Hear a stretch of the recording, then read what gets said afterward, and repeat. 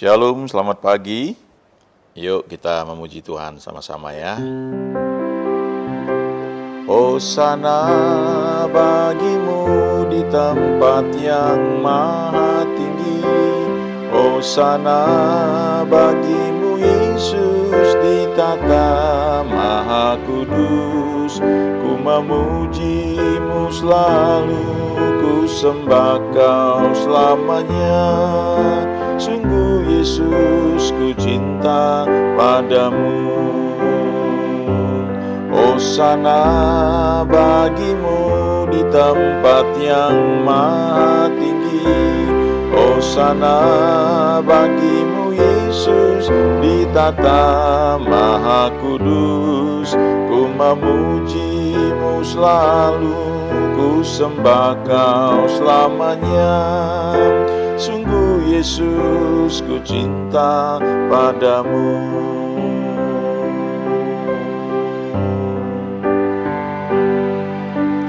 Ku mengasihimu Yesus, kau perlindungan bagiku. Kau beriku kelepasan, kau beriku kemenangan. Ku bersyukur padamu. Ku mengasihimu Yesus, kau perlindungan bagiku. Kau beriku kelepasan, kau beriku kemenangan. Ku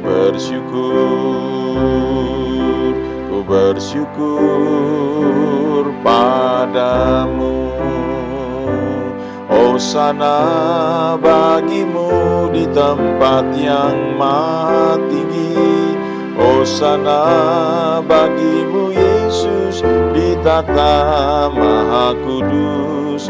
Ku memujimu selalu, ku sembah kau selamanya. Sungguh Yesus ku cinta padamu.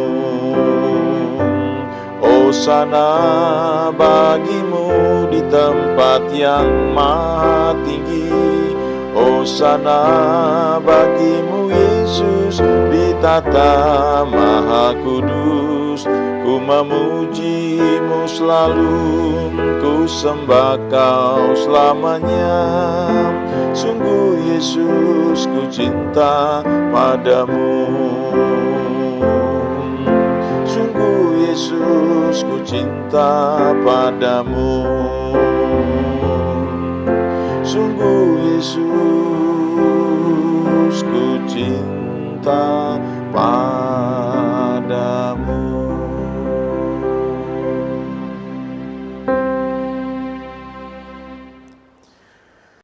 Kita mengucap syukur kalau kita hidup di zaman yang luar biasa, sehingga banyak lagu-lagu, pujian, nyanyian rohani yang biblical, yang alkitabiah, yang diciptakan tidak hanya diambil dari ayat firman Tuhan yang tertulis, tapi Tuhan pakai penciptanya itu untuk merenungkan 1-2 ayat, sehingga ayat-ayat tersebut berbicara, ya.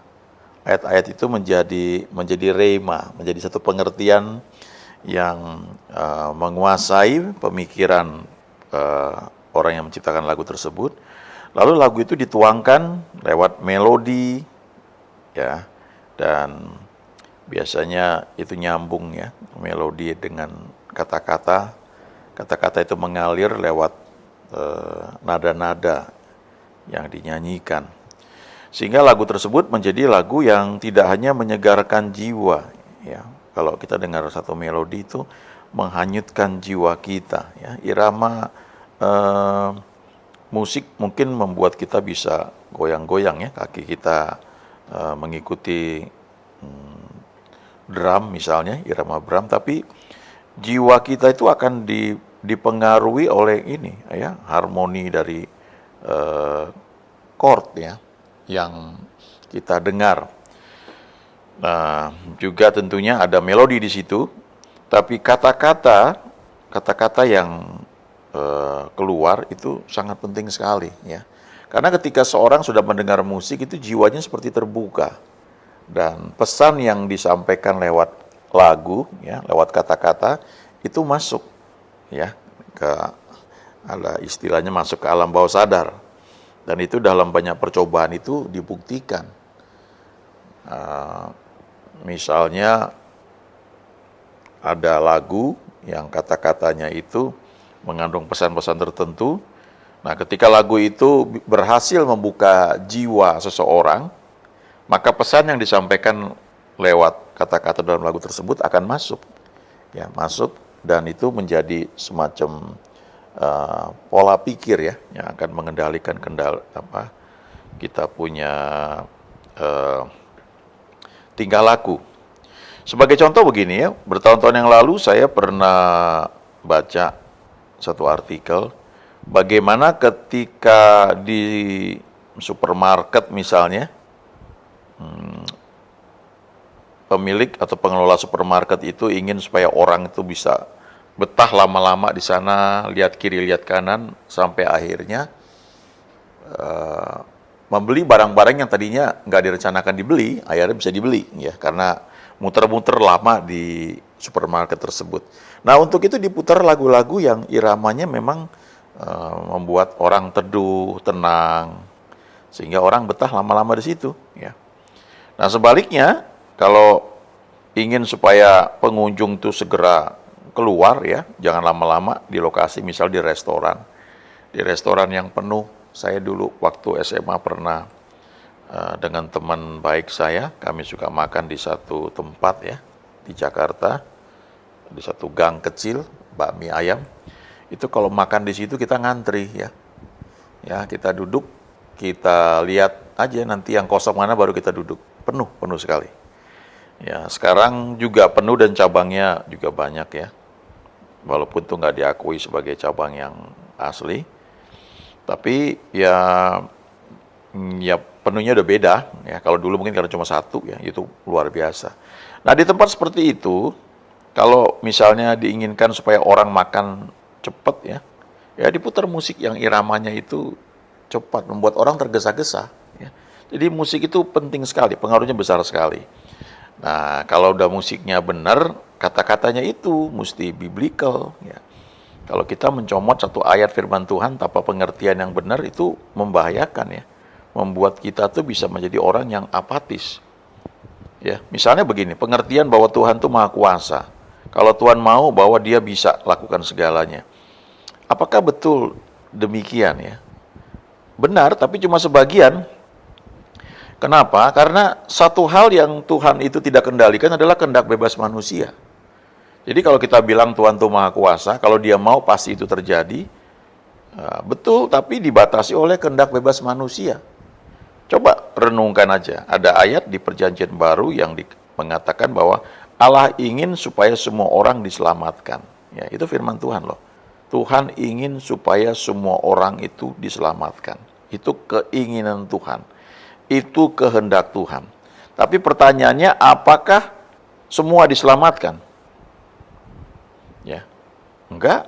Ya, banyak orang yang tidak selamat menolak untuk diselamatkan.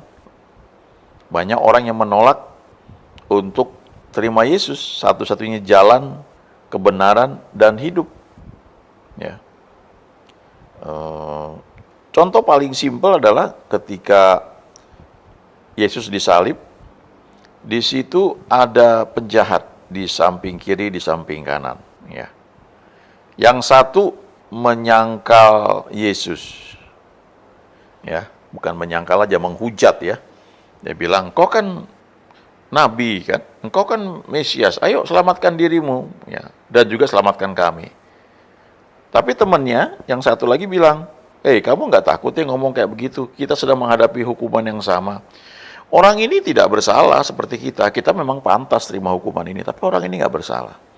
Lalu dilanjutkan dengan satu permohonan, Yesus, ingatlah akan aku apabila engkau nanti datang sebagai raja. Dan detik-detik terakhir itu, sebelum 3 orang yang disalibkan ini meninggal, ya, Yesus berkata, pada hari ini juga engkau akan bersama dengan aku di Firdaus. Ya. Nah, jadi kalau kita bilang Tuhan Maha Kuasa, apapun yang Dia mau bisa dilakukan, tapi kita lihat dua penjahat ini mempunyai respon yang berbeda dan Tuhan tidak paksakan. Jadi kalau orang-orang nanti ada yang di neraka tuh bukan soal orang berbuat jahat ya, jelas ya. Tapi sebenarnya karena orang-orang itu menolak keselamatan yang ditawarkan oleh Tuhan. Tuhan tetap mengasihi mereka, tapi pilihan untuk menerima Tuhan itu ada pada kita masing-masing. 2 Petrus 3 ayat 9 ya. 2 Petrus 3 ayat 9. Tuhan tidak lalai menepati janjinya, sekalipun ada orang yang menganggapnya sebagai kelalaian.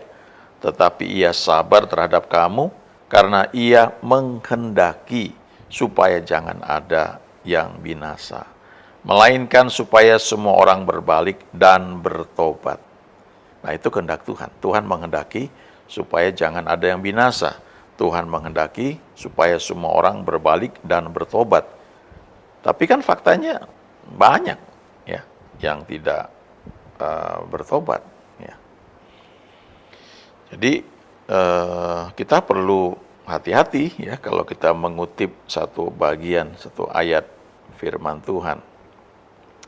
Contoh lain lagi, ini paling sering ya di kitab Ayub, suka dikutip ini. Bahkan kadang-kadang dibuat jadi satu kutipan yang sebagian dari ayat ini benar, tapi sebagian itu nggak tepat ya.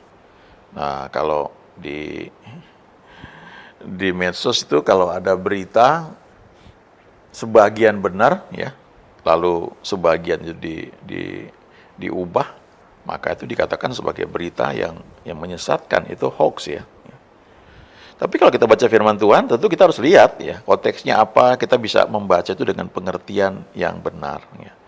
Contoh misalnya nih ya, di Ayub pasal 1 ya, ayat 21.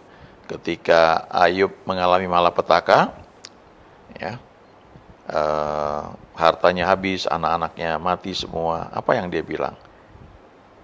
Ayub 1 ayat 20 dan 21. Maka berdirilah Ayub lalu mengoyak jubahnya dan mencukur kepalanya. Kemudian sujudlah ia dan menyembah. Katanya, dengan telanjang aku keluar dari kandungan ibuku, dengan telanjang juga aku akan kembali ke dalamnya. Tuhan yang memberi, Tuhan yang mengambil, terpujilah nama Tuhan. Ayat 22 ini, nah ini ayat yang bagus ya. Dalam kesemuanya itu Ayub tidak berbuat dosa dan tidak menuduh Allah berbuat yang kurang patut. Kadang-kadang ayat 21 ini yang suka diambil, dipegang ya. Tuhan yang memberi, Tuhan yang mengambil, terpujilah nama Tuhan. Nah, dari konteks ayat ini saja, kalau kita baca, apakah betul Tuhan yang mengambil? Kalau kita baca ayat-ayat sebelumnya, itu iblis yang mengambil. Iblis yang minta izin dari Tuhan, tentu ada alasannya. Tapi yang mengambil, yang melakukan malapetaka itu bukan Tuhan. Ya, tapi iblis. Jadi kita tidak bisa menyalahkan semuanya itu karena Tuhan. Kalau di bisnis asuransi ada yang namanya istilahnya force major. Force major itu hal-hal yang di luar kendali manusia ya, kendali kita. Misalnya ada gempa bumi, ada banjir yang nggak pernah terjadi sebelumnya, ya. Itu force major. Nah, kadang-kadang diterjemahkan sebagai the acts of God ya, tindakan Tuhan, pekerjaan Tuhan, akibat Tuhan yang melakukannya ya. Nah, itu tanpa sadar membuat kita berpikir ya ini Tuhan semua yang kerjakan. Nah, kita perlu belajar bahwa bahkan orang seperti Ayub saja yang dikatakan di ayat 1 itu orang yang jujur, saleh, takut akan Allah, menjauhi kejahatan. Tapi pengertian dia akan Tuhan itu tidak tepat ya. Ya. Sebenarnya Ayub itu hidup dalam ketakutan. Ya, dia berpikir Tuhan sewaktu-waktu bisa mungkin mengambil sesuatu yang dia miliki, sehingga dia bilang itu di Ayub 3:25, karena yang kutakutkan itulah yang menimpa aku, dan yang kucemaskan itulah yang mendatangi aku. Lalu kalau kita baca ayat-ayat selanjutnya, pasal-pasal berikutnya, ya, Ayub itu banyak hal yang kita tidak bisa kutip begitu saja. Apalagi sebagian itu dikatakan oleh teman-temannya Ayub. Dan teman-temannya Ayub itu pada akhirnya Tuhan murka. Ya, kalau kita baca di Ayub 42 ayat 7, ya. Dikatakan firman Tuhan kepada Elifas orang Teman, murkaku menyala terhadap engkau dan terhadap kedua sahabatmu karena kamu tidak berkata benar tentang aku seperti hambaku Ayub. Lalu di ayat 8 Tuhan bilang, baiklah hambaku Ayub meminta doa untuk kamu, karena hanya permintaannya lah yang akan kuterima, supaya aku tidak melakukan aniaya terhadap kamu, sebab kamu tidak berkata benar tentang aku seperti hambaku Ayub. Tapi di ayat sebelumnya, Ayub ini bilang, ya, dia katakan di Ayub 42 ayat 5, hanya dari kata orang saja aku mendengar tentang engkau. Tetapi sekarang mataku sendiri memandang engkau. Oleh sebab itu aku mencabut perkataanku, dan dengan menyesal aku duduk dalam debu dan abu. Ya. Jadi Ayub akhirnya mengakui bahwa selama ini pengenalan dia akan Tuhan itu cuma sebatas apa kata orang. Nah, ini harusnya jadi perhatian kita, ya. Sejauh mana kita kenal Tuhan? Apakah cuma karena kata orang saja? Ya. Kita awalnya memang pasti karena kata orang, tapi selanjutnya ya kita belajar, ya, untuk mengenal Tuhan lebih jauh. Memang ada orang-orang tertentu yang bertobatnya itu karena Tuhan yang bicara langsung, Tuhan berjumpa dengan dia, seperti Paulus misalnya. Tapi setidaknya selanjutnya, walaupun dia bilang orang-orang yang lain tuh nggak memberikan kontribusi buat aku, karena aku dapat Injilnya dari Tuhan langsung, tapi pada akhirnya Paulus mengakui pekerjaan Tuhan lewat orang-orang lain. Dan dia menganggap itu rekan dia dalam bekerja, melayani Tuhan. Bahkan Yohanes Markus yang dulunya ditolak sama dia, akhirnya dibilang bahwa Yohanes Markus ini layanannya penting bagi Paulus. Ya. Jadi kita memang belajar kenal Tuhan itu karena Tuhan pakai banyak orang. Tapi selanjutnya kita sendiri mesti belajar, ya, kenal dia. Kita perlu membangun hubungan kita dengan Tuhan secara pribadi. Ya memang gak sempurna, ya, tapi kehausan kita untuk kenal Tuhan itu sangat diperlukan, ya. Salah satu mazmur yang sering dikutip, ya, bagi sebagian gereja, ya, di gereja tempat saya berbakti ini setiap minggu dibacakan, Mazmur 91. Kita perlu ingat Mazmur 91 ini bukan satu mantra yang bisa diucapkan oleh siapa aja, tapi kita perlu sadar bahwa ada beberapa